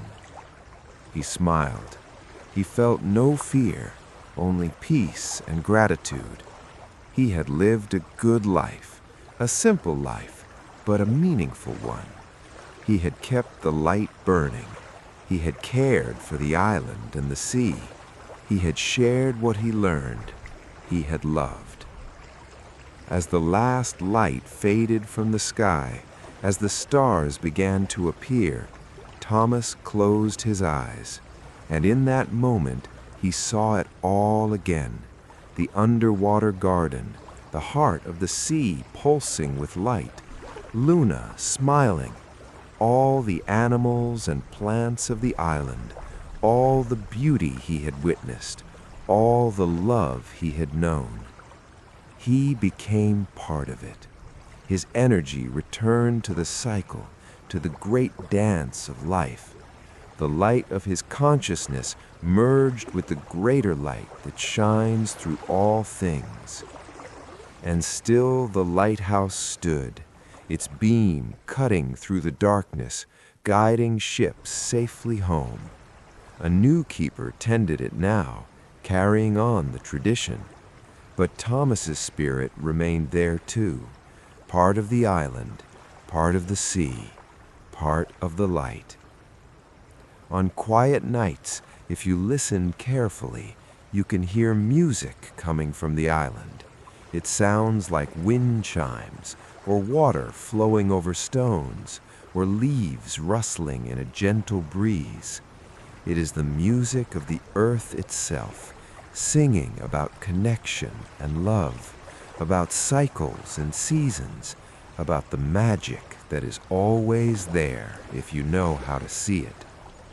And sometimes people who visit the island see a figure standing at the top of the lighthouse, a tall man with kind eyes watching over the sea.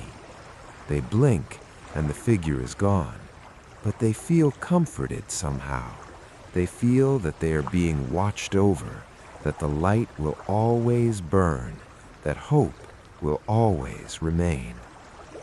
The island endures, the lighthouse stands, the waves continue their eternal song, the seasons turn, and the wisdom that Thomas learned and shared lives on in the hearts of all who understood his message. Live simply, pay attention, care for the earth, keep your own light burning, and never forget that everything is connected in the great web of life. This is the story of the lighthouse keeper who learned to see the magic in the world. But really, it is everyone's story. We are all keepers of light. We all have the capacity to see deeply, to care truly, to live meaningfully. We all have the chance to make our lives matter, not through grand gestures, but through small acts of love and attention every single day.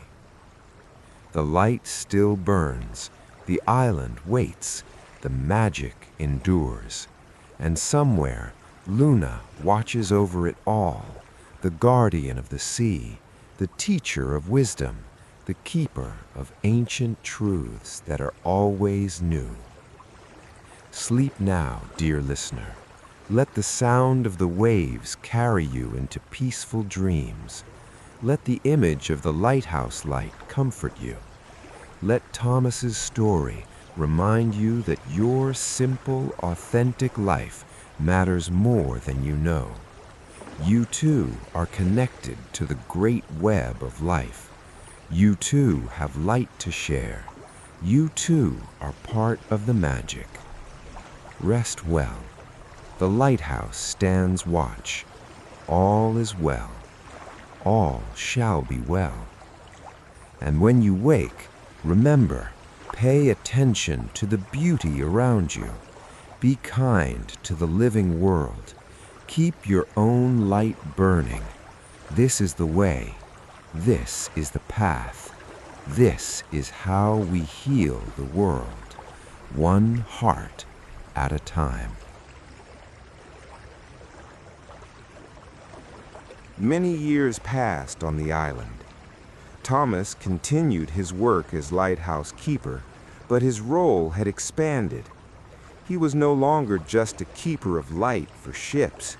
He had become a keeper of wisdom, a teacher of simple truths, a reminder to the world of what truly mattered. His letters from the lighthouse reached people all over the world now.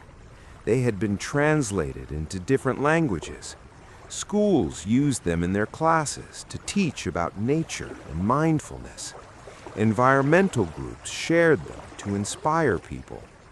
Ordinary individuals read them when they needed comfort or guidance. Thomas received hundreds of letters every month. He couldn't answer all of them personally anymore, but he read each one. He felt the concerns, the hopes, the struggles of the people who wrote to him. Some were dealing with loss. Some were trying to change their lives. Some were young people searching for direction.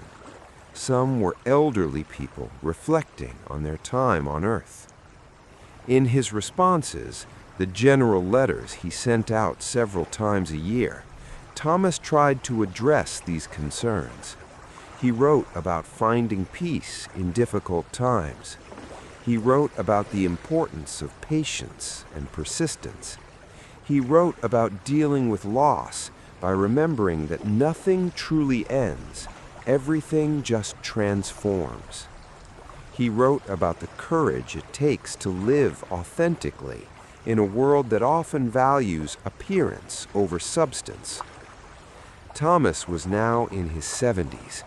His hair had turned completely white. His face was weathered from years of wind and sun. His hands were gnarled from work. But his eyes were still bright, his spirit still strong.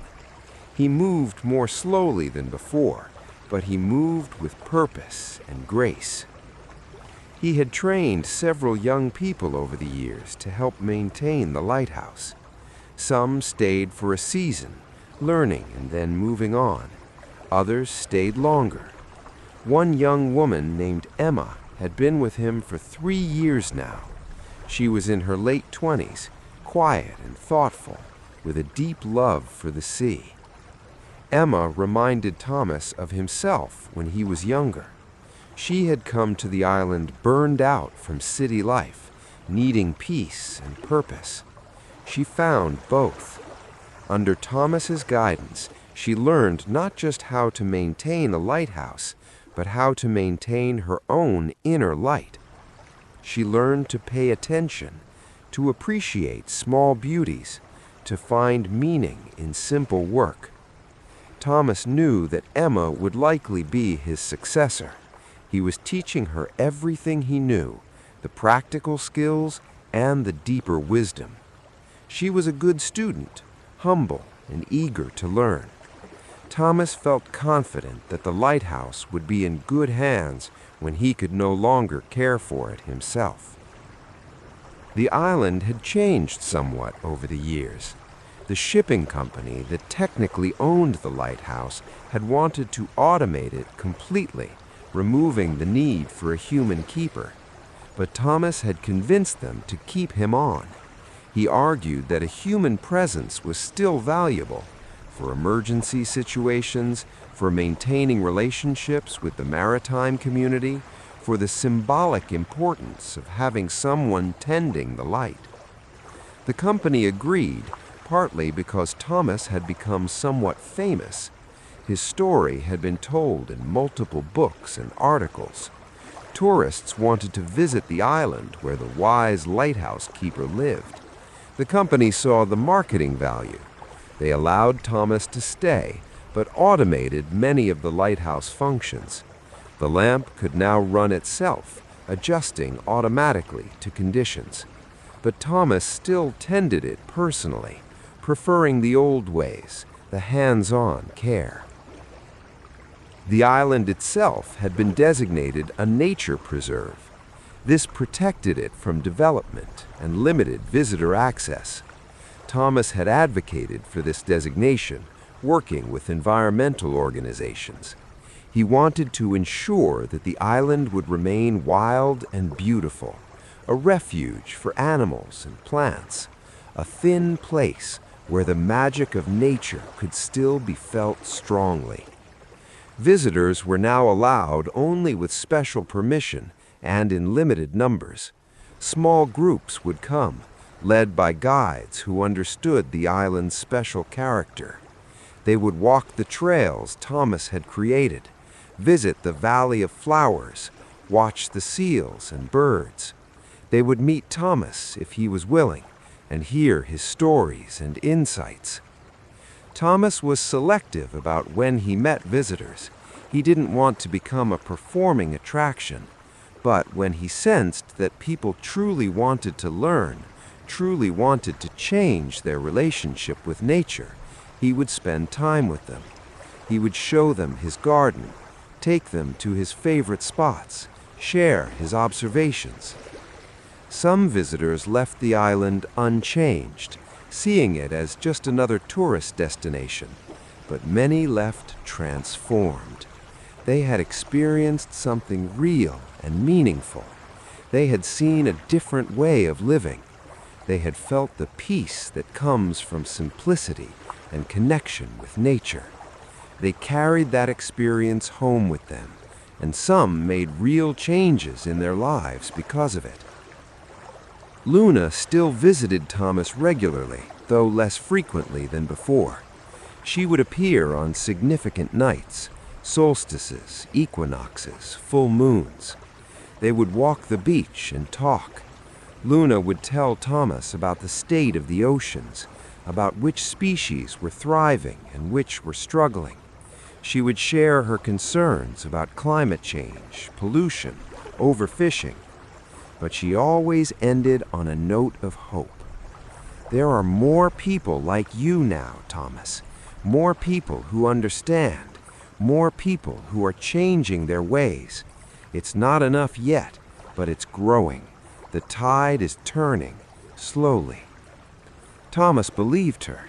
He saw evidence of it in the letters he received, in the visitors who came with genuine seeking hearts, in the young people like Emma who were choosing lives of purpose over lives of consumption.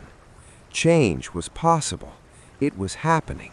It just needed to continue and accelerate. On his 75th birthday, Thomas received a special honor. A marine conservation organization named their new research ship after him, the Thomas the Lighthouse Keeper. The ship would sail the oceans, studying marine life, advocating for protection of sea habitats. Thomas was deeply moved. To have his name associated with this important work felt like a great privilege. Representatives from the organization came to the island for a small ceremony. They presented Thomas with a model of the ship. Emma baked a cake. A few close friends from the mainland came. It was a simple celebration, but filled with genuine warmth and appreciation. In his brief speech, Thomas said, "I am just one person who loved the sea and the island and tried to live well. If that inspired others, I am grateful. But the real honor belongs to all of you who are doing the hard work of protecting the earth. You are the true heroes. Keep your lights burning bright." After the guests left, Thomas sat alone on the beach watching the sunset. He thought about his life, about all the years on the island. He felt satisfied. He had lived according to his values.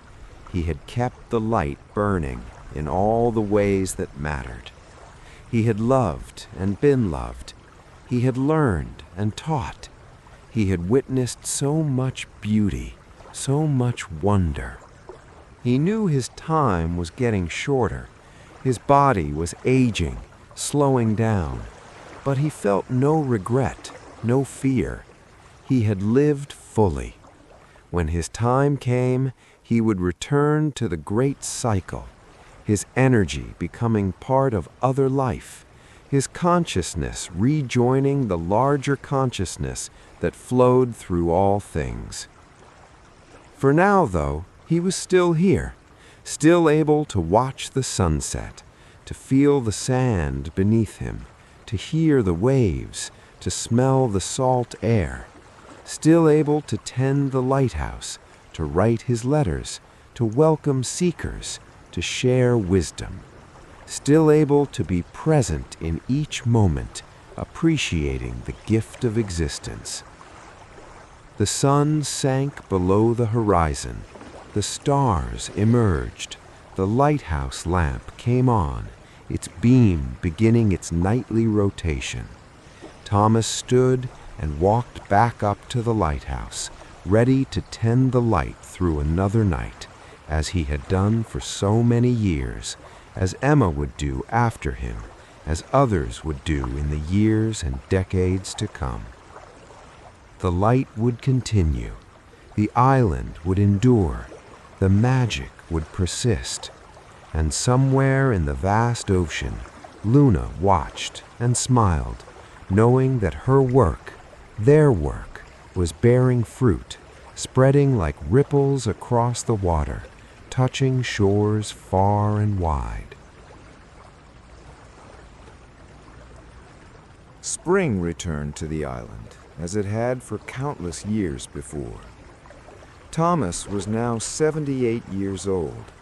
His body was frail, but his spirit remained strong.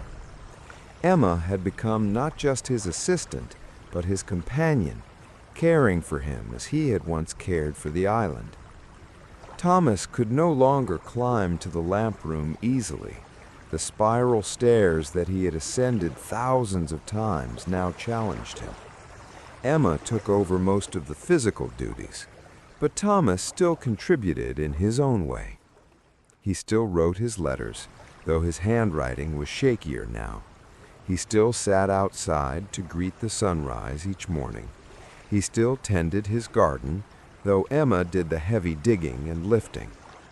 This spring felt different to Thomas, though he couldn't quite explain why. Everything seemed more vivid, more precious. The colors of the flowers seemed brighter. The songs of the returning birds seemed sweeter.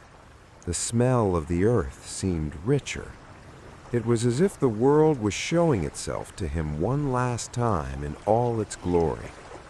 Thomas accepted this with equanimity. He knew that his life was approaching its natural end. He had lived long and well. He was ready for whatever came next, though he would miss this beautiful world, this island that had been his home for so many years. One afternoon in late April, Thomas was sitting in his garden when Luna appeared. She didn't rise from the sea this time. She simply materialized beside him, as if she had always been there. She wore a dress of spring flowers and new leaves, just as she had years ago. But there was a sadness in her eyes. "Hello, old friend," she said softly. "Hello, Luna," said Thomas. "It's good to see you." They sat together in comfortable silence for a while. A butterfly landed on a flower nearby. Bees hummed as they worked. The sun was warm and gentle. Finally, Luna spoke. "The time is near, Thomas. Your time in this form is almost complete." Thomas nodded. "I know. I can feel it." "Are you afraid?" asked Luna. "No," said Thomas honestly. "I'm curious, actually. I wonder what comes next, but I'm not afraid. How can I be afraid of returning to the great cycle? It's just another transformation, like all the others." Luna smiled. "You have learned well, my dear friend. You understand the truth that so many spend their whole lives running from. Death is not an ending. It's a continuation, a changing of form. Will I see you again after? In some way, yes. Consciousness is continuous. Love is eternal. We are all part of the same great being, the same universal awareness. When you leave this body, you'll understand that more fully than you can now. But yes, in the way that matters most, we will always be connected." Emma came out of the lighthouse and saw them sitting together. She started to turn back, not wanting to intrude, but Thomas called to her. "Emma, come meet my friend Luna. She's the one I've told you about." Emma approached slowly, her eyes wide. She could sense that this was no ordinary person. Luna stood and embraced Emma warmly. "You will take good care of the island." It wasn't a question, but a statement of fact.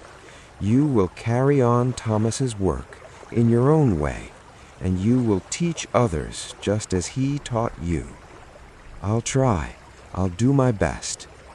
"That's all anyone can do," said Luna. She turned back to Thomas. "I should go now, but I wanted you to know the world is better because you lived in it. You made a difference, Thomas, a real difference."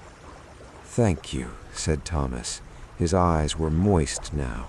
"Thank you for everything you taught me. Thank you for showing me the magic."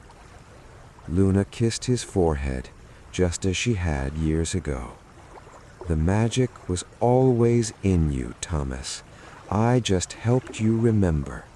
Sleep well when the time comes. Dream beautiful dreams, and know that you are loved." She faded away like morning mist in sunshine. Emma and Thomas sat together as afternoon turned to evening. "Was that really her?" Emma asked. "The guardian of the sea?" "Yes," said Thomas. "That was really her." "She was beautiful," Emma said, "and somehow familiar, like I've always known her." "You have," said Thomas. "Everyone has, deep down. She's part of the earth itself, part of the great mystery. Some people are just more aware of her than others." They prepared dinner together and ate as the sun set. Thomas ate little. His appetite had been fading for weeks, but he enjoyed the companionship, the simple pleasure of sharing a meal with someone he cared about.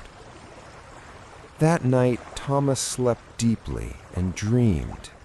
He dreamed of the underwater garden, more beautiful than ever. He swam through forests of kelp, past coral castles, over sandy plains where strange fish glided. He visited the heart of the sea, placing his hand on the great pearl one last time, feeling its steady beat. In his dream, Luna was there, and the wise old turtle, and the dolphins, and the great whale. They all gathered around him, forming a circle. They sang to him, not with words, but with sounds and feelings. They sang of gratitude and love. They sang of the cycle of life. They sang of return and reunion. Thomas woke in the early morning feeling peaceful and complete. He got up slowly and went outside to watch the sunrise, as he had done thousands of times before. The sky performed its daily miracle, changing from dark to light, from gray to pink to gold. Emma joined him, bringing tea. They sat together on the bench outside the lighthouse, watching the day begin. "It's beautiful," Thomas said. "Every single time it's beautiful. That's the real miracle, not that beauty exists, but that it exists constantly, endlessly, always new." They spent the day quietly. Thomas showed Emma where he had hidden various things, extra supplies, tools, his journals. He told her which repair projects would need attention soon. He shared some final thoughts about caring for the island, for the visitors, for the lighthouse. "But don't just follow my way," he said. "Find your own way. The island will teach you if you listen. Luna will guide you if you ask. Trust yourself. Trust the process." As evening approached, Thomas felt very tired. He asked Emma to help him to his bed. She did, supporting him gently. He lay down and looked around his simple room, the books on the shelves, the window with its view of the sea, the photographs of the island in different seasons.